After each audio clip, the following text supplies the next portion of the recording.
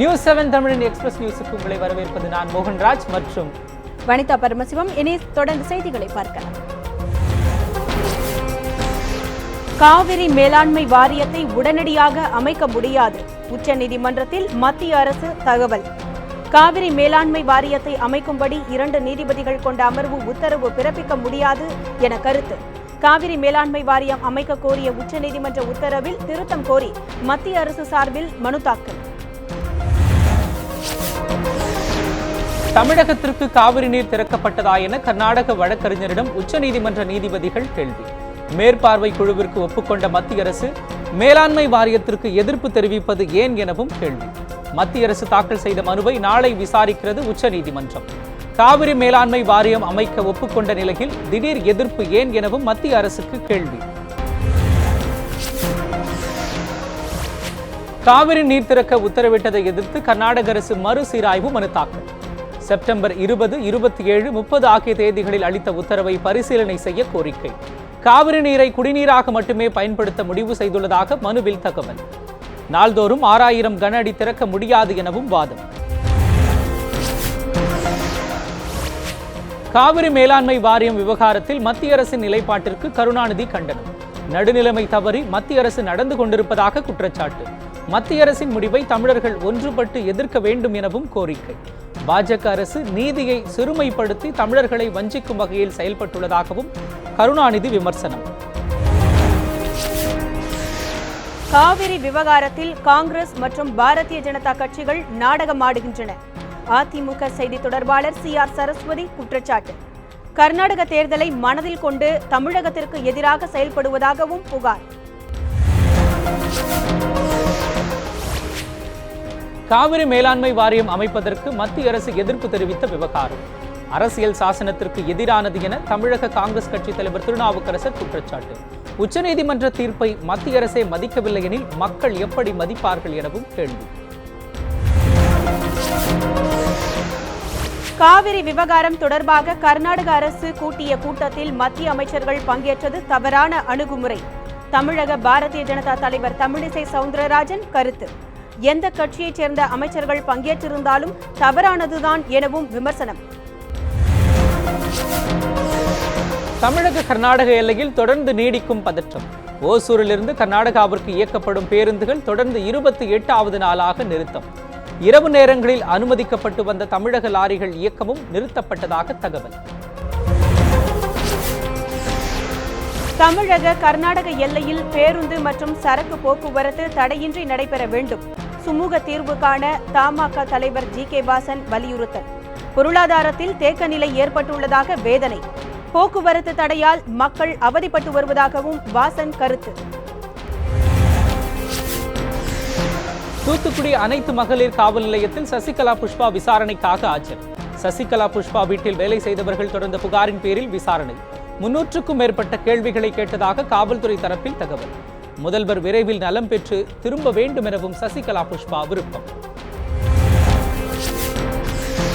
சேலம் அம்மாபேட்டை மண்டல அலுவலகத்தில் திமுக போலீசார் இடையே மோதல். வேட்புமனு தாக்கல் செய்ய வந்த போது வாக்குவாதம். இரு தரப்பினரும் ஒருவரை ஒருவர் தாக்கிக் கொண்டதால் பரபரப்பு. உள்ளாட்சி தேர்தலில் பழங்குடியினருக்கான இடஒதுக்கீடு தொடர்பான வழக்கு. திமுக தொடர்ந்த வழக்கில் நாளை தீர்ப்பு என சென்னை உயர்நீதிமன்றம் அறிவிப்பு. இடஒதுக்கீடு வழங்கியது தொடர்பான விவரங்களை ஒப்பிட்டு பார்த்த பின்பு வழக்கில் தீர்ப்பு என தகவல். தமிழகத்தில் உள்ளாட்சி தேர்தலுக்கான வேட்புமனு தாக்கல் இன்றுடன் நிறைவு. இதுவரை சுமார் 2.5 லட்சம் பேர் வேட்புமனு தாக்கல் செய்துள்ளதாக தகவல். இன்று மாலை 5 மணி வரை வேட்புமனு தாக்கல் செய்ய அனுமதி. 6ஆம் தேதி மாலை அல்லது இரவு போட்டியிடும் வேட்பாளர்களின் இறுதி பட்டியல் வெளியீடு. மருத்துவமனையில் சிகிச்சை பெற்று வரும் முதலமைச்சர் ஜெயலலிதா விரைவில் குணமடைய வேண்டும். காங்கிரஸ் கட்சியின் துணைத் தலைவர் ராகுல் காந்தி ட்விட்டரில் பதிவு. முதலமைச்சர் ஜெயலலிதா உடல் நலம் பெற இறைவனை பிரார்த்திப்பதாகவும் ராகுல் தகவல். முதலமைச்சர் ஜெயலலிதா உடல்நிலை குறித்த உண்மையான அறிக்கையை வெளியிட வேண்டும். சமூக ஆர்வலர் டிராபிக் ராமசாமி சென்னை உயர்நீதிமன்றத்தில் மனு தாக்கல்.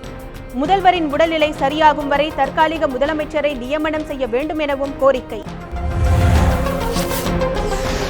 தனக்கு தேவை என்றால் எதையும் இழக்க தயாரானவர் திமுக தலைவர் கருணாநிதி. லட்சிய திமுகவின் நிறுவன தலைவர் டி ராஜேந்தர் குற்றச்சாட்டு. காவிரி விவகாரத்தில் தமிழக முதலமைச்சரின் நடவடிக்கையை பாராட்டுவதாகவும் பேச்சு. முதல்வரின் உடல்நிலையை கருத்தில் கொண்டு பிறந்த நாளை கொண்டாடவில்லை எனவும் தகவல். IS அமைப்புடன் தொடர்பா என கோவை இளைஞர்கள் இருவரிடம் தீவிர விசாரணை. கேரளாவில் கைது செய்யப்பட்டவர்கள் அளித்த தகவலின் பேரில் விசாரணை என தகவல். உவைசி ரஹ்மான், நவாஸ் ஆகிய இருவரிடமும் தேசிய புலனாய்வு முகமை அதிகாரிகள் விசாரணை. IS அமைப்புடன் தொடர்புடையதாக கருதப்படும் யூசுப் என்பவர் கேரளாவில் கைது செய்யப்பட்ட விவகாரம். சென்னை கொட்டிவாக்கத்தில் தனியார் நிதி நிறுவனத்தில் யூசுப் பணியாற்றியதாக தகவல். யூசுப்பின் மனைவி ஜிம்சினாவிடம் தேசிய புலனாய்வு முகமை அதிகாரிகள் ரகசிய இடத்தில் விசாரணை. IS அமைப்புடன் தொடர்பு என்ற புகாரில் நெல்லையில் ஒருவர் கைது. நெல்லை மாவட்டம் கடையநல்லூரைச் சேர்ந்த சுபுஹானி என்பவர் கைது செய்யப்பட்டுள்ளதாக தகவல். கைது செய்யப்பட்டுள்ள சுபுஹானியிடம் புலனாய்வு துறையினர் தீவிர விசாரணை. ஜாமீன் நிபந்தனையை தளர்த்த கோரி SRM பச்சமுத்து மனு. விசாரணையை 7ஆம் தேதிக்கு ஒத்திவைத்தது சென்னை முதன்மை அமர்வு நீதிமன்றம். மருத்துவ இடம் வாங்கி தருவதாக பண மோசடி செய்த வழக்கில் கைது செய்யப்பட்டு ஜாமீனில் வந்துள்ளார் பச்சமுத்து.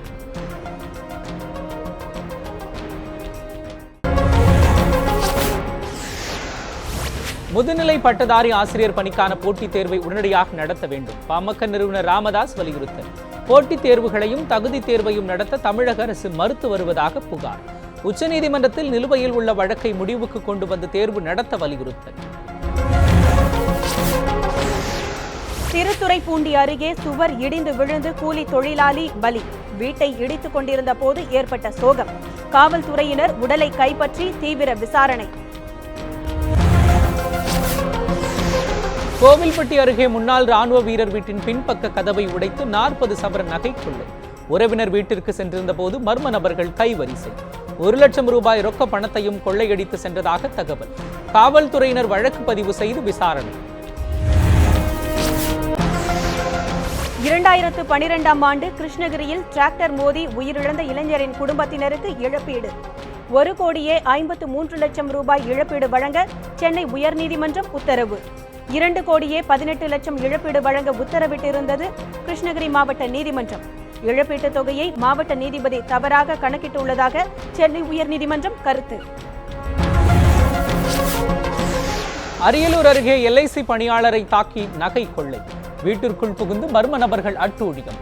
எட்மண்ட் ராஜ் என்பவரை கட்டையால் தலையில் தாக்கி நகை கொள்ளையடிக்கப்பட்டதாக தகவல்.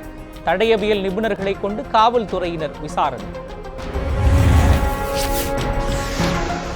அத்திப்பட்டு வடசென்னை அனல்மின் நிலையத்தின் முதல் அலகில் ஏற்பட்ட பழுது நீக்கம். கொதிகலன் குழாய் பழுது சரி செய்யப்பட்டு 210 மெகாவாட் மின் உற்பத்தி மீண்டும் தொடக்கம். கடந்த 1ஆம் தேதி ஏற்பட்ட பாதிப்பு காரணமாக மின் உற்பத்தி தடைப்பட்டிருந்தது. பிரான்சைச் சேர்ந்த தமிழச்சி மீது மதுரையில் அவதூறு வழக்கு பதிவு. முதலமைச்சர் ஜெயலலிதா உடல்நிலை குறித்து தவறான தகவல் வெளியிட்டதாக புகார். அதிமுக பிரமுகர் மோகன்தாஸ் அளித்த புகாரின் பேரில் நடவடிக்கை. சென்னை பேசின் பிரிட்ஜில் இருந்து லாரி கவிழ்ந்து கூவத்தில் விழுந்து விபத்து. சிறுவன் உட்பட 2 பேர் பரிதாபமாக உயிரிழப்பு. விபத்திற்குள்ளான லாரி ஆந்திராவைச் சேர்ந்தது என காவல்துறையினர் தகவல். JCB மூலம் லாரியை கரையேற்றிய தீயணைப்பு படையினர். ஹாலிவுட்டில் தடம் பதிக்கும் விஸ்வரூபம் பட நாயகி. பிரபல ஹாலிவுட் நடிகர் வின்ஸ் வாக்கினுடன் நடிக்க உள்ளதாக தகவல். பிராலின் செல் பிளாக் 99 என்ற படத்தில் நடிக்க பூஜா குமாரிடம் பேச்சுவார்த்தை. விரைவில் அதிகாரப்பூர்வ தகவல் வெளியாகும் என தகவல். மக்களுக்கு மற்றவர்களிடம் நாட்டு நடப்புகள் குறித்து பேசுவதற்கே நேரமில்லை. பிரபல நடிகை ஐஸ்வர்யா ராய் பச்சன் வேதனை. அனைவரும் தங்களது செல்போன்களில் மூழ்கியிருப்பதாகவும் வேதனை. சமுதாயத்தில் நடக்கும் விவகாரங்களை எத்தனை பேர் தெரிந்து வைத்துள்ளனர் எனவும் கேள்வி. புகழ்பெற்ற மாடல் அழகி கிம் கதார்ஷியன் துப்பாக்கி முறையில் மிரட்டல். தங்க, வைரம் மற்றும் மற்ற நகைகளையும் கொள்ளையடித்தது சென்றுள்ளதாக தகவல். காவல்துறை அதிகாரிகள் போல் வேடமணிந்து வந்த நபர் அட்டூழியம். சென்னையில் ஆபரண தங்கம் சவரனுக்கு 112 ரூபாய் குறைந்து 25,104 ரூபாய்க்கு விற்பனை. 1 கிராம் 14 ரூபாய் குறைந்து 3138 ரூபாய்க்கு விற்பனை.